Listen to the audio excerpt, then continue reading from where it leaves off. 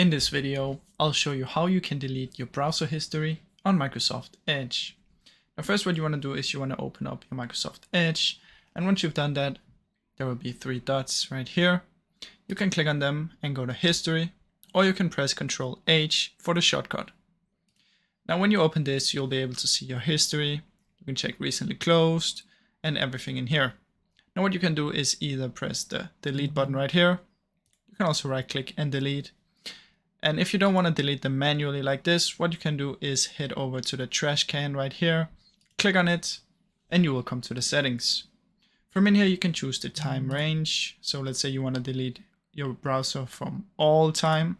Simply click on it and clear now. Now keep in mind, if you check the cookies and other site data, your passwords and everything that it has saved will then be removed. So make sure you can remember your passwords and stuff. But simply press clear now and choose the time range that you want, and it will clear it all up. So that's basically how you can do it, guys. Now I really hope you enjoyed this video, and if you did, please leave a like and subscribe, as it helps me out a ton.